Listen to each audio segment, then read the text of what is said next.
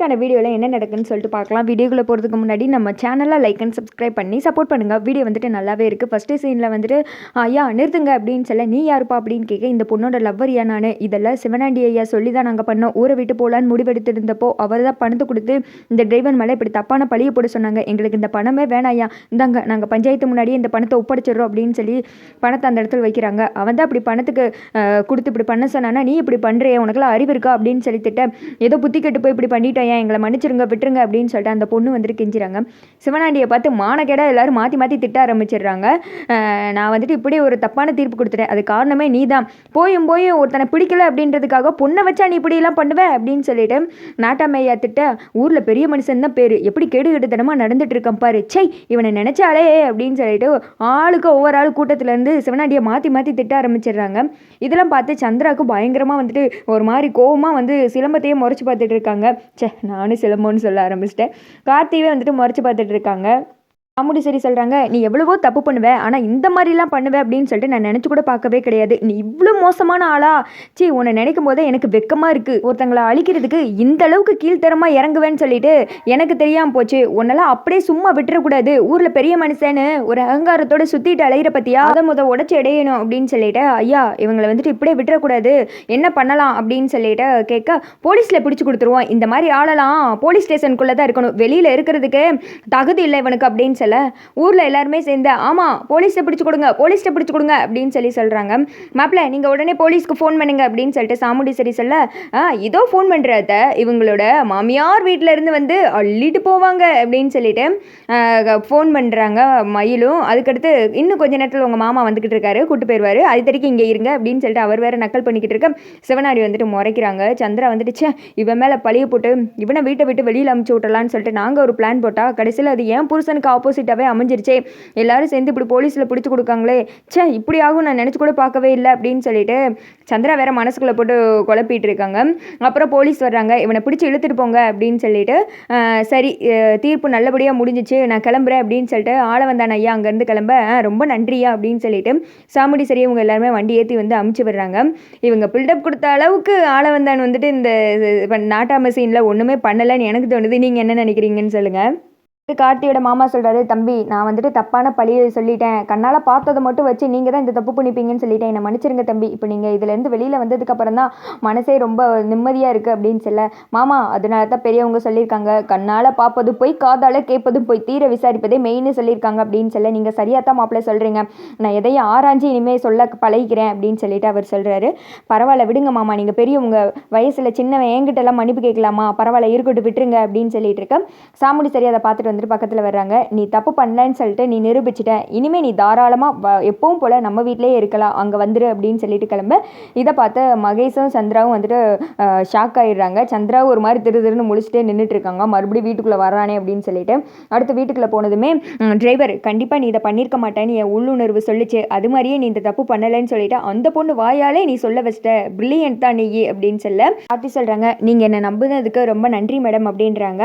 மாப்பிள்ளை நாங்கள் எல்லாருமே இவங்களை தப்பு பண்ணாங்கன்னு சொல்லி சொன்னப்போ கூட நீங்கள் தான் வந்துட்டு டிரைவரை சரியாக புரிஞ்சு வச்சுருக்கீங்க, அவர் வந்து கொஞ்ச நாள்லையே அவரை பற்றி நல்லா புரிஞ்சுக்கிட்டேன் அத்தை, அதனால தான் சிலம்ப எந்த தப்பு பண்ணலன்னு சொல்லிட்டு நான் சொன்னேன் அப்படின்றாங்க.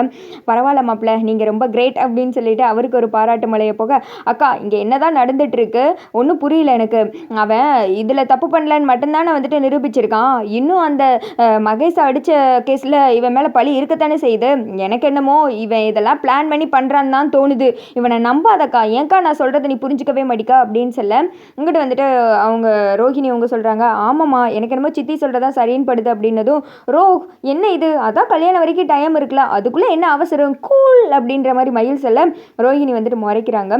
சந்திரா இதை பற்றி நம்ம 1000 முறை பேசிட்டோம், சிலம்ப கண்டிப்பாக அதை வந்துட்டு நிரூபிப்பான் என்னப்பா அப்படின்னு சொல்ல, ஆமாம் மேடம் நான் கண்டிப்பாக அந்த தப்பு பண்ணது யாருன்னு சொல்லிட்டு நானே கண்டுபிடிச்சி கொண்டு வரேன் அப்படின்னு சொல்ல, எனக்கு என்னமோ இது சிவனாண்டி வேலையாக தான் இருக்குன்னு தோணுது அப்படின்ற மாதிரி அந்த குட்டி பாப்பா சொல்லுது. அதுக்கு ரேவதி சொல்கிறாங்க. ஆமாம் ஆமாம், ஏன்னா மகேஷும் கன்ஃபார்மாக டிரைவர் தான் இப்படி பண்ணாங்கன்னு சொல்லவே இல்லைல்ல, ஒரு டவுட்டோட தானே சொன்னார். எனக்கு என்னமோ டிரைவர் பண்ணியிருக்க மாட்டான்னு தான் இருக்குது அப்படின்னு சொல்ல, இந்த பொறுப்பையும் நான் உங்ககிட்ட ஒப்படைக்கிறேன், நீ எப்படியும் அதுக்குள்ளே தப்பு பண்ணலன்னு சொல்லிட்டு நிரூபிச்சிரு, இந்த கல்யாண பொறுப்பை நீயே எடுத்துப்பாரு. மாப்பிள்ள நாளைக்கு இந்த கல்யாணத்துக்காக சேலை செலக்ட் பண்ணுறதுக்கு கடைக்காரங்களை வர சொல்லிடுங்க அப்படின்னு சொல்ல, அம்மா கடையில் போய் எடுக்கலாமே அப்படின்னு சொல்லிட்டு துர்கா சொல்கிறாங்க. இல்லை இல்லை, அதுக்கெல்லாம் டைம் இல்லை, கல்யாண ஏற்பாடு படப்படன்னு போய்கிட்டு இருக்கு, அதனால் வீட்டிலே வந்து செலக்ட் பண்ணி எடுக்கட்டும் அப்படின்னு சொல்லிடுறாங்க. அப்போ லேட்டஸ்ட் கலெக்ஷனாக கொண்டு வர சொல்லுங்க அப்படின்னு சொல்லிட்டு குட்டி பாப்பா சொல்ல, சரின்னு சொல்லிட்டு மயில் எல்லாத்தையும் பார்த்துக்கிறேன் அப்படின்ற மாதிரி சொல்லிடுறாரு. அடுத்து ஒவ்வொருத்திக்கா எல்லாருமே ஆளாளு கிளம்பிடுறாங்க. அப்போது சிலம்பம் ஒரு நிமிஷம்ப்பா, அந்த போன வட ஒரு படம் பார்த்தேன்னு சொன்னேல, அதில் கூட பாதியோடு நிற்கிதே, அடுத்து என்னப்பா ஆச்சு அப்படின்னு கேட்க சந்திரா வந்துட்டு முறைச்சு நின்று பார்த்துட்டு இருக்காங்க. அந்த தங்கச்சியோட புருஷனை போலீஸ் பிடிச்சி போயிடுச்சான் அப்படின்னு சொல்லிட்டு கார்த்தி சொல்கிறாங்க. அதை கேட்டது சந்திரா வந்துட்டு ஷாக் ஆகிடுறாங்க. சே, சரியான தண்டனைப்பா, அந்த ஏமாத்திட்டு அலையிறால அந்த கேடு கட்டவ தங்கச்சி, அவளுக்கும் புருஷனோட கதை தான் கடைசியில் வரும். இதுதான்ப்பா என்னோட ஸ்டோரியோட எண்டு. எப்படி இருக்கு அத்தை, நீங்கள் சொல்லுங்கள், அந்த ஏமாத்துற தங்கச்சி நாசமாக தானே போவா அப்படின்னு சொல்ல, இந்த 2 பேரையும் பார்த்து சந்திரா முறைச்சிட்டே, என்னை வச்சு நீங்கள் காமெடி பண்ணிட்டு இருக்கீங்களா, இருங்கடா, என் புருஷனை ஜெயிலுக்கு அமிச்சிட்டிங்கள, உங்களை என்ன பண்ணுறேன் பாரு, டே டிரைவர், உன்னை மட்டும் நான் சும்மாவே விட மாட்டேன், இதே வீட்டை விட்டு உன்னை அசிங்கப்படுத்தி வெளியில் அமுச்சு விடுறேன் அப்படின்னு சொல்லிட்டு சந்திரா அங்கேருந்து முறைச்சிட்டே போயிடுறாங்க. அடுத்து கார்த்தி ரூமில் தனியாக இருக்காங்க. அப்போ போல், என்னப்பா அவனை ஆளவே காணோம், மாமாவை காணுமே அப்படின்னு சொல்லிட்டு மயில் வந்துட்டு உள்ளே என்ட்ரி கொடுக்குறாங்க. இங்கே பாருங்கள், நீ இப்படி பேசுகிறத யாராவது பார்த்தாங்கன்னா தேவையில்லாமல் சந்தேகம் வந்துடும், நீங்களே நம்மளை காட்டி கொடுத்த மாதிரி ஆகிடும் அப்படின்னு சொல்ல, ஐயோ சாரிப்பா, இனிமேல் இப்படிலாம் வந்துட்டு பண்ண மாட்டேன் அப்படின்னு சொல்ல, அந்த இடத்துக்கு அவங்க மாமாவும் வர்றாங்க. மாமா எங்கே போனீங்க, உங்களை பற்றி தான் இவ்வளோ நேரம் பேசிகிட்டு இருந்தோம் அப்படின்னு சொல்ல, கோயிலுக்கு போயிட்டு வந்தேன் அப்படின்றாங்க. கோவிலுக்கா, எதுக்கு அப்படின்னு கேட்க, எவ்வளோ நாள் கழிச்சு எங்கள் அம்மாவை பார்த்துருக்கேன், அது மட்டும் இல்லாமல் என் மருமக பிள்ளையும் பார்த்துட்டேன் இன்னைக்கு, அதனால தான் கோவிலில் போய் பூஜை பண்ணிட்டு வந்தேன், எல்லாம் இந்த சாமியோட அருளால் தானே நடந்திருக்கு அப்படின்னு சொல்லிட்டு கார்த்திக்கு திருநீர் வைக்கிறாங்க. மாமா பார்த்தீங்களா, உங்கள் 2வது மருமக வந்ததும் என்னை மறந்துட்டீங்க அப்படின்னு சொல்ல, மாப்பிள்ள உங்களை மறந்துடுவேணா அப்படின்னு சொல்லிட்டு அவருக்கு வந்துட்டு வச்சு விடுறாங்க. அடுத்து வந்துட்டு இப்போ தான் எனக்கு ரொம்ப சந்தோஷமாக இருக்குது, குடும்பமே ஒன்றா இருக்கிற மாதிரி இருக்குது அப்படின்ற மாதிரி அவர் சொல்கிறாரு. மாமா இப்படிலாம் நீங்கள் என் மேலே தனியாக அன்பு காமிச்சிங்கன்னா தேவையில்லாத சந்தேகம் வந்துடும், அப்புறம் அத்தையே வந்துட்டு கண்டுபிடிச்சிருவாங்க, அப்புறம் என்னை வீட்டை விட்டு வெளியில் அமுச்சு விட்ருவாங்க அப்படின்னு சொல்ல, நீங்கள் எப்பவும் போல் நடந்துக்கோங்க, டிரைவராக நான் முன்னாடி எப்படி இருந்தேனோ அது மாதிரியே நீங்கள் என்கிட்ட நடந்துக்கோங்க அப்படின்னு சொல்ல, சரிப்பா நான் அதுக்கு ட்ரை பண்ணுறேன் அப்படின்றாங்க. ரேவதியோட கல்யாணம் நல்லபடியாக வந்துட்டு நடக்கணும் அப்படின்னு சொல்ல, அதுக்குள்ளே இந்த மாயா மகேஷோட சுயரூபத்தை வெளியில் கொண்டு வரணும் அப்படின்னு சொல்ல, என்னப்பா சொல்கிறீங்க நீங்கள் அப்படின்னு சொல்லிட்டு ரேவதியோட அப்பா ஷாக் ஆகுறாங்க.